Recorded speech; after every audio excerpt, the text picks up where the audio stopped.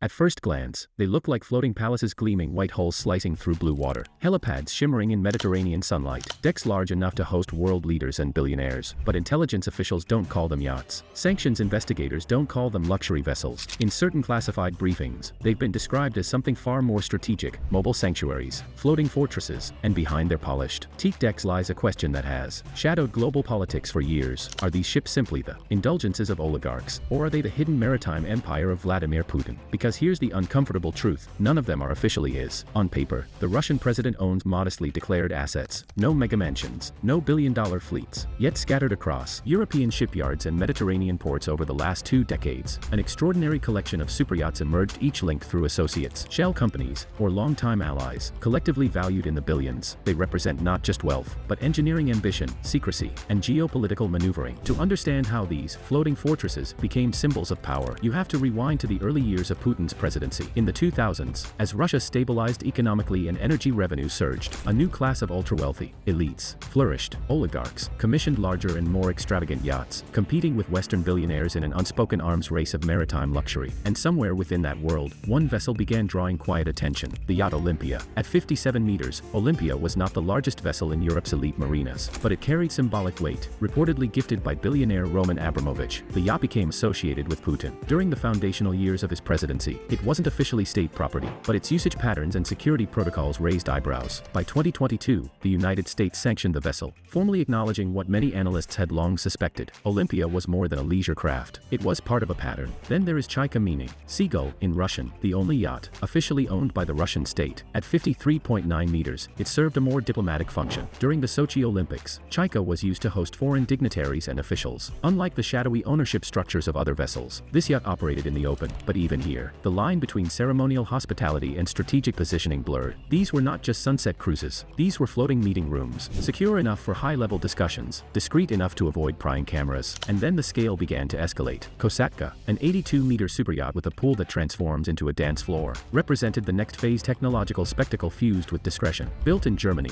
the vessel became a focal point in early 2022, when it abruptly departed European waters. Just 17 days before Russia's invasion of Ukraine, Kosatka was rushed from a German shipyard to Russian territory. AIS transponders, the tracking systems that broadcast a ship's location, went dark during portions of its journey. In maritime circles, that's known as ghosting. Turning off AIS isn't illegal in itself, but in the context of looming sanctions, it signaled urgency. A cat-and-mouse game had begun. Western governments were preparing asset freezes. Yachts linked to Russian elites were suddenly liabilities, billion-dollar targets floating in jurisdictions that could seize them. Victoria tells an even stranger story. Measuring 71 meters and constructed at a shipyard known for building nuclear submarines, Victoria endured a staggering 14-year construction timeline. The delays fueled speculation: design modifications, security enhancements, perhaps technical complexities never publicly disclosed. When finally completed, the yacht revealed an interior described by some observers as unapologetically opulent, even gaudy. Gold accents, heavy detailing, aesthetic choices that projected wealth without restraint. But beneath the chandeliers and marble was something more telling: hardened security infrastructure, bullet-resistant glass, advanced communication systems, technology that blurred the boundary between pleasure vessel and strategic command platform. And then there is Scheherazade. At 140 meters and reportedly valued around $700 million, Scheherazade is less a yacht and more a floating city. 2 helipads, multiple decks, a swimming pool that converts into a dance floor, a spa complex. But what truly set it apart were the personnel reports. Italian authorities, before seizing the vessel in 2022, investigated crew manifests allegedly linked to members of Russia's Federal Protective Service, the FSO, the same elite unit tasked with protecting the president. If true, that detail shifted the narrative entirely, because billionaires hire private security, presidents deploy state security. When Italy seized Scheherazade under European Union sanctions, it became one of the most dramatic maritime enforcement actions in recent history. The yacht, docked in Tuscany, transformed from symbol of excess into geopolitical evidence. Moscow denied ownership. Official records listed different names. The straw owner strategy once again provided plausible deniability, and that strategy is central to the entire story. Very few of these yachts are registered directly to Vladimir Putin. Instead, they're tied to oligarchs, offshore corporations in the Cayman Islands, layered holding structures, and complex trust arrangements. In international finance, this web creates legal distance. In politics, it creates deniability. Ownership becomes a fog thick enough to obscure, thin enough to navigate.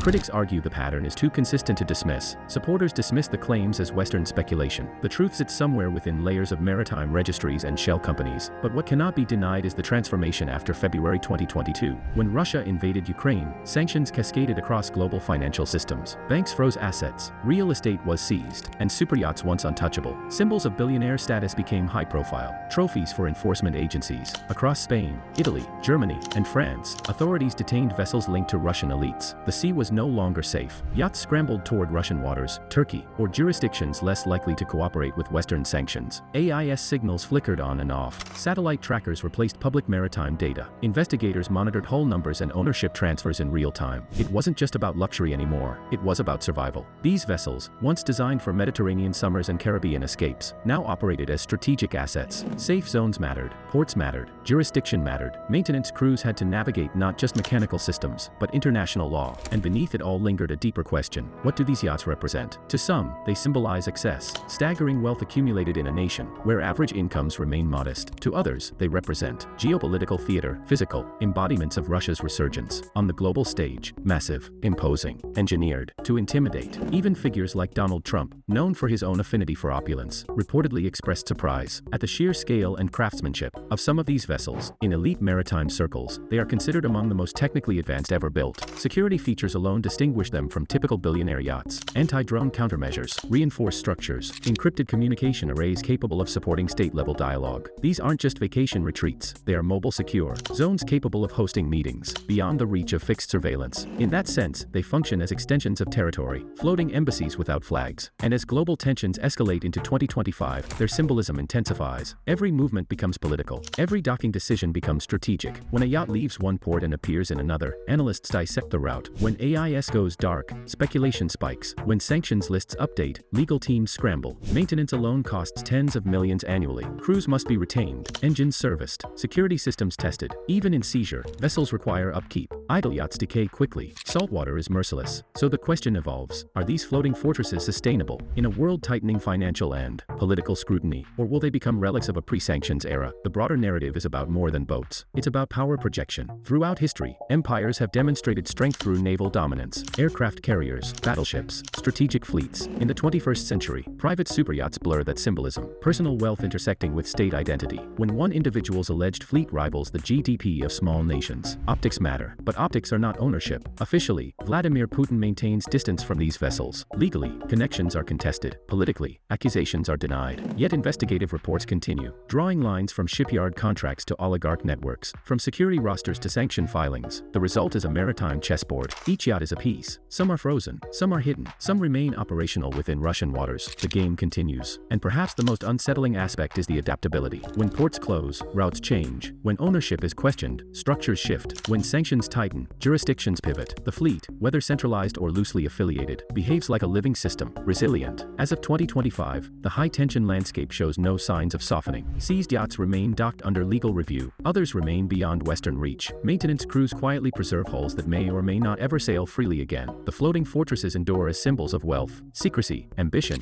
and controversy. And maybe that's their true function. Not just as vessels of comfort, but as instruments of narrative. Because in modern geopolitics, perception is power. And nothing captures perception quite like a 140-meter superyacht gliding across open water. Guarded, encrypted, and untethered from ordinary rules. They are not merely boats. They are statements. And in the shifting tides of global politics, statements can be as formidable as fleets. There is also the question of loyalty. Superyachts of this scale require crews of dozens, captains, engineers, stewards, security personnel, many of whom operate under intense confidentiality agreements. In the post-sanctions era, loyalty is no longer just professional, it is political. Crew members have reportedly faced interrogation, scrutiny, even pressure from authorities seeking information about ownership, structures, and onboard systems. A floating fortress is only as secure as the people maintaining it. And in a world where alliances shift quickly, even maritime silence becomes fragile. Financially, these vessels exist in a gray zone that fascinates investigators. Insurance renewals become complicated when sanctions lists expand. Shipyards hesitate to perform refits. Spare parts sourced from European manufacturers can suddenly become restricted exports. A yacht built with German precision engineering or Italian craftsmanship becomes difficult to service if the political climate hardens. What once symbolized seamless globalization now exposes the vulnerabilities of interdependence. There's also the long-term strategic implication. If Western waters remain hostile to these vessels, Russia may double down on domestic shipbuilding capabilities, investing further in sovereign luxury and security infrastructure. The construction of Victoria at a submarine yard hinted at this possibility years ago, blending military-grade engineering culture with civilian luxury output. In that context, these yachts are not just indulgences. They are signals of industrial capacity, statements that even leisure assets can reflect national resilience. And yet, perhaps the most enduring image is not one of excess, but of isolation. A $700 million yacht anchored in restricted waters, engines silent, guarded by security teams, cut off from the Mediterranean playgrounds it was designed for. Floating, but constrained, grand, but geopolitically boxed in. In that stillness lies the ultimate. Contrast vessels built to roam freely across the world's oceans, now mirroring the strategic containment surrounding the nation they are said to represent.